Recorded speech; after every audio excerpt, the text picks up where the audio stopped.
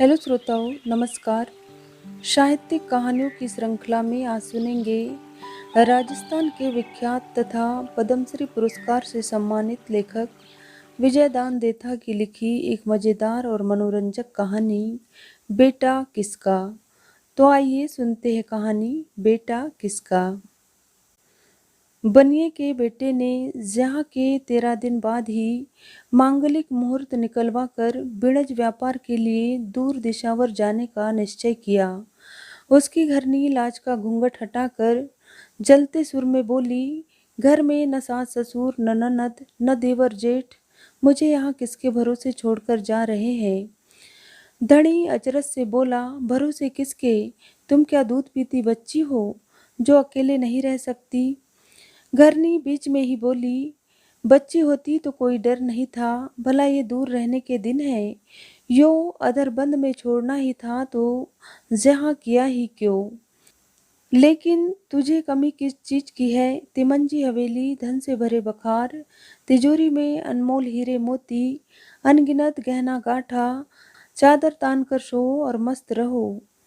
धनी से कैसी शर्म, आखिर लाचार होकर उसने न कहने लायक बात भी साफ साफ कह दी, मगर वह न माना। बनिया बीणस से मुंह मोड़ ले तो 7 पीढ़ियों की नाक कटती है।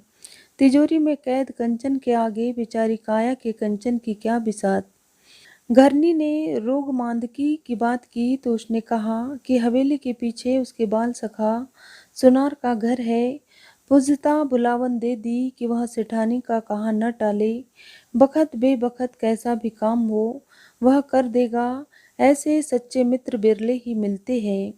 सेठानी ने ज्यादा हट किया तो उसने फिर उसके रूबरू 2-3 बार जोर देकर सुनार को घरवाली की पूरी भुलावन दे दी।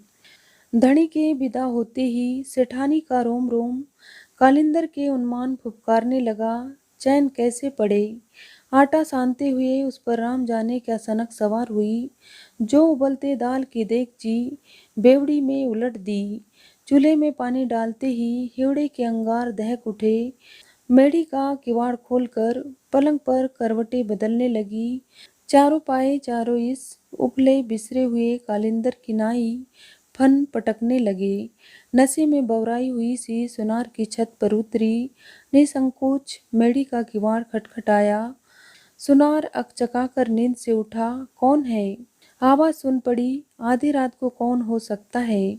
उसने सुनते ही बोली पहचान ली। माथा ठनका। अटकते अटकते बड़े मुश्किल से कहा, रात को किवाड़ नहीं खोलूंगा, यह तो मित्र के साथ घात होगा। ये किवाड़ सूरज की बाट नहीं जोहते। फिर आपने अपने मित्र से कौल किया था कि आप कभी मेरा कहा नहीं टालेंगे। उसके उपरांत रात के अंधेरे ने अपने तारे जड़े हाथों से आप ही आगल खोली। मेढ़ी में आप ही घी के दिए जल गए। हल्का अंधेरा, हल्का उजाला, पलंग के चारों पायों पर मानो 4 चांद इमरत बरसा रहे हो। पहली ही रात पलंग की मनसा पूरी होने पर सेठानी की आशा ठहरी। 90 महीने उसकी कोख से मानो चांद ही जन्मा हो। दूज के चांद की तरह वह कोख का चांद भी बढ़ने लगा। घुटनों के बल चलते चलते पाँव के बल चलने लगा, खेलने लगा, बोलने लगा, दौड़ने लगा। 4 बरस की जुदाई के दौरान सेठ ने दिसावर में खूब माया बटोरी और इधर सेठानीन भी पलंग की माया बटोरने में पीछे न रही। जिस तरह अचीता गया था वैसे ही एक दिन सेठ ने अचीते ही हवेली के आगे ऊंट छिकाया। सूरज आकाश के बीच चमक रहा था। सेठानी तीसरे तल्ले पर चांद का इमरत पी रही थी। एकाएक ऊंट का अरडाना सुन पड़ा जैसे तोप दगी हो। सेठानी का बेटा चौक में खेल रहा था। किसी अपरिचित आदमी को हवेली का किवाड़ खटखटाते देखा तो दौड़कर पास आया। किसे पूछ रहे हैं? क्या काम है? सेठ ने उससे उल्टा सवाल किया, तू कौन है? छोरा अचरज से बोला, यह मेरी हवेली है, लेकिन आप किसे पूछ रहे हैं यह तो बताया नहीं। सेठ सवाल पूछने वाले छोरे का चेहरा टुक टुक देखता रहा। 4 बरस पहले देखा एक सलोना चेहरा उसकी आंखों के आगे टिमटिमाने लगा। बेटे का चेहरा माँ से किजा मिलता है। पर सेठानी ने समाचार क्यों नहीं दिया? ऐसी खुशखबरी उससे छुपाई क्यों? सेठ ने उसे गोद में लेता हुआ बोला, मैं इस हवेली का धनी और तेरा बाप दिसावर बिड़च के लिए गया था। यह कहकर उसे लाड़ करने लगा, मगर बेटा रो पड़ा और उसकी गोद से उतरकर भाग गया। तभी सेठानी ने द्योड़ी का किवाड़ खोला। उसके सामने साक्षात सेठ खड़ा था और सेठ के सामने साक्षात सेठानी खड़ी थी। एक क्षण के लिए तो सेठानी को सिर पर चमकता सूरज काला नजर आया, किंतु अगले ही पल उसने आपा संभाल लिया। देह की समूची शक्ति जुटाकर मुस्कुराने की चेष्टा की। ऐसी हंसी रोने से भी ज्यादा दुखदाई होती है। हंसी छलकाते हुए बोली, बाई आंख फड़कने का शगुन कभी झूठ नहीं होता, लेकिन आपने आने की खबर क्यों नहीं की? सतवंती लुगाइयों को धनी के आने का आप ही पता चल जाता है, खबर करने की जरूरत क्या है? सेठानी के कलेजे में जैसे तीर खुबा। मुंह फिराकर बड़ी मुश्किल से चेहरे के भाव को छुपाया। हवेली के धनी और 7 फेरों के जहांता के आने पर सेठानी को रीत की लीक तो पीटनी ही थी, किंतु उसका मन पीछे वाले मकान में भौरे की तरह डोल रहा था। बेमन से रसोई बनाई, गुड़ का मांगलिक हलवा बनाया, पास बैठकर पंखा झलते हुए धनी को खाना खिलाया। सेठ को हलवा घी गुड़ से भी सवाया मीठा लगा। बरसों बाद खाने का ऐसा स्वाद आया। ज़्यालू के उपरांत सेठानी ने कैसे सेज के लिए बेसब्री दर्शाई, उसकी माया वही जाने। उसके मना करते करते जबरन दिसावर गए। धनी से उसने न तो कोई शिकायत की और न रूठी। 16 श्रृंगार करके सेज की रीत पूरी करने में भी कोई कसर न रखी, मगर सेठ को सेज का तेवड़ हलवे जैसा मीठा नहीं लगा, उल्टे मुंह कड़वा हो गया। माटी की लोज से भला कैसे अंगरली का आनंद आता? पलंग से उतरकर उसने एक ऐसा सवाल पूछा जिसका जवाब बिरली लुगाइया ही अपने धनी को दे सकती है। सेठानी को टाल मटोल करते देखकर सेठ ने कहा, डर मत, हम महाजन हैं, बड़े लोग हैं, गवारों की तरह ऐसी वैसी बातों पर बखेड़ा नहीं करते, गुस्से को दबाना जानते हैं। तुझे सुनार की कसम, मुझे सच सच बता। सेठानी के रोम रोम में अंगारे भड़क उठे। यार की मर्यादा रखे या धनी की? धनी होता तो हाड़ मांस के कंचन को छोड़कर माटी के कंचन का लोभ करता भला? आज कसम देने वाले को दिसावर जाते वक्त सोचना था, कसम की पत रखने के लिए धनी को भी सच बताना होगा। जैसे सहेली को बता रही हो, इस तरह उसने धनी को सारी बात बता दी, कुछ नहीं छिपाया। बड़े अचरज की बात की सेठ ने भी सारी बात इस तरह सुनी जैसे किसी दूसरी लुगाई के मुंह से सुन रहा हो। धन का लोभ और बीणज की समझ ऐसी ही होती है, इसमें अनहोनी कैसी? उसी गंभीर और ठंडे सुर में सेठ ने सुनार से कहा, तू मेरे बचपन का मित्र है, एक साथ खेले, एक साथ बड़े हुए, तुझे भाई से बढ़कर माना, तूने यह घात कैसे किया? सुनार ने सोचा भंडा फूटना था सो फूट गया, अब आनाकानी करने में कोई तुक नहीं। बेधड़क जवाब दिया, लुगाई से बड़ा मित्र नहीं होता, जब वह घात करने से नहीं चुकी तो मेरी क्या जिनात? और तुझी ने तो कहा था कि कभी उसका कहा न टालूं। मैंने मना करने में कोई कसर नहीं रखी, परंतु वह नहीं मानी तो मैं क्या करता? मुझे दोष देना फिजूल है। सुनार इसी समझदारी की बात करेगा, सेठ को सपने में भी इल्म न था। बोला, मैं किसी को दोष नहीं देता, न सेठानी को न तुझे। मैं तो अपने आप को भी दोष नहीं देता। जो होना था हो गया, लेकिन आपस में कोई विवाद न हो तो अच्छा है। तेरे अंश का होते हुए भी इसका बाप मैं कहलाऊंगा। मेरा बेटा मुझे दे दे।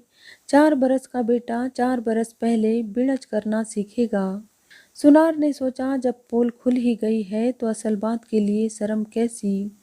कहा, जब बेटा मेरा है तो कोई और इसका बाप कैसे हो सकता है? मैं अभी जिंदा हूँ। बेटे पर माँ से ज्यादा बाप का हक होता है। हर बात में लोभ अच्छा नहीं। लेकिन सेठ किसी भी सूरत में लोभ छोड़ने को तैयार न हुआ। न ही सुनार ने गम खाया। आखिर सुनार इस बात पर राजी हुआ, सेठानी जो न्याय करे सो कबूल। दोनों उसके पास गए, अपना अपना हक जताया। सुनकर सेठानी की अकल चकरा गई। दुनिया थरपने से लेकर आज तक किसी लुगाई को ऐसा न्याय निपटाना नहीं पड़ा होगा। भट्टी में कितने ही पुराने लोहे का जंग भस्म हो जाता है, उसी तरह यह न्याय कबूल करके सेठानी के तमाम संस्कार जलकर भस्म हो गए। झूठी लाज शर्म परे हटा कर कहने लगी, सेठ मेरे धनी है, सुनार मेरा वाहेला है। जब तुझी को मुझसे फैसला करवाते और अपना अपना हक जताते हुए लाज नहीं आई, तो मैं ही लाज का मुखौटा क्यों ओढ़ूं? अब मुझे किसका डर?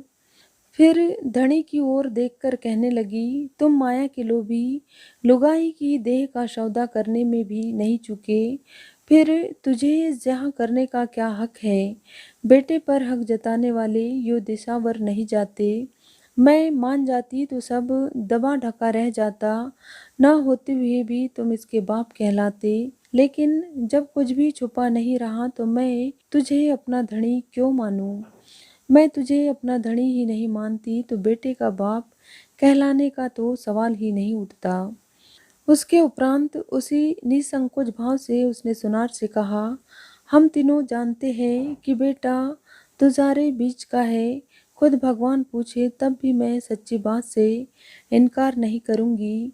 लेकिन मेरे बेटे पर बाप का हक जताने वाला उसकी माँ को घर की धनियानी माने तो मैं झगड़े का सही फैसला कर सकती हूँ। सुनार का चेहरा स्याह पड़ गया, जैसे चील ने उसके गले से अनमोल हार झपट लिया हो। पाँव की अंगुलियों की ओर देखते हुए बोला, बेटा मेरा है सो मेरा ही रहेगा, मरकर भी किसी को नहीं दूंगा। लेकिन उसकी माँ को घर की धनियानी बनाऊं, ईजा मूर्ख मैं नहीं। जो अपनी धनी की ही नहीं हुई वह मेरी कब होगी? ऐसी छिनार लुगाई को मैं अपने गले की हड्डी नहीं बनाऊंगा।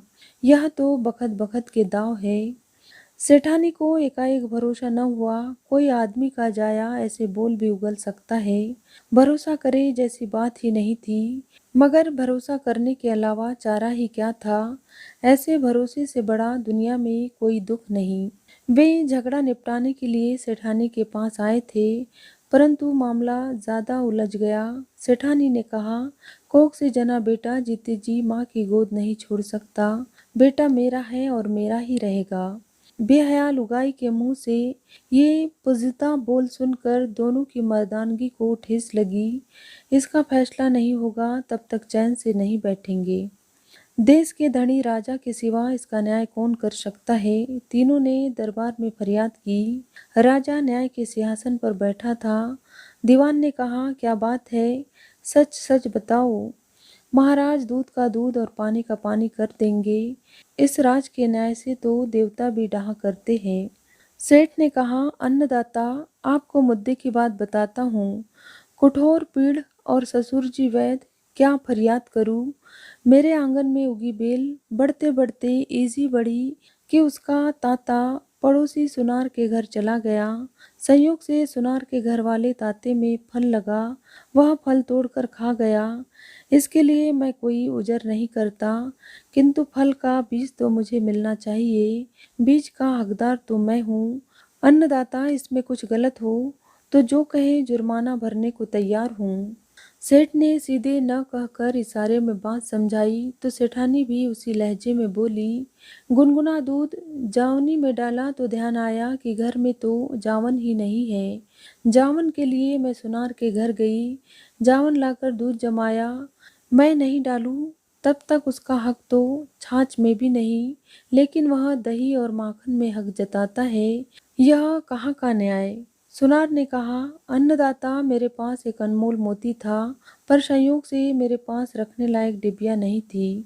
मैं मानता हूँ कि सेठानी ने मुझे मोती रखने के लिए डिबिया दी, परंतु उससे मोती उसका तो नहीं हो जाता।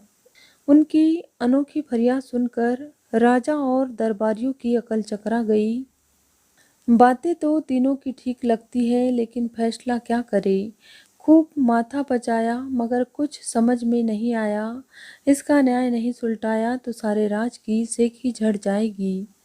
झरोके में बैठी राजकुंवरी भी उनकी फरियाद सुन रही थी। राजा को गतागम में देखकर उसके पास आई और उसने खरा न्याय किया। बोली, तुम तीनों ने इशारे इशारे में अपनी फरियाद की और मैं सारी बात का मर्म समझ गई।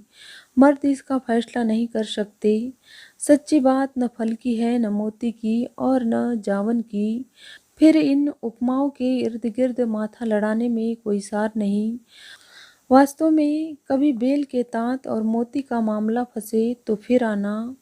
मैं सेठ को बीज की ठौर पूरा फल दिला दूंगी और सुनार को उसका मोती। डिबिया के बदले मोती कभी नहीं मिल सकता, परंतु झगड़े के बेटे पर फकत सेठानी का हक है। इसमें किसी ने ची चपड़ की तो खाल में नून भरवा दूंगी। तुम दोनों के लक्षण पहचान लिए। कुशल इसी में है कि माँ को उसका बेटा संभला दो। धन्यवाद श्रोताओं। तो ये थी लेखक विजयदान देथा की लिखी कहानी बेटा किसका।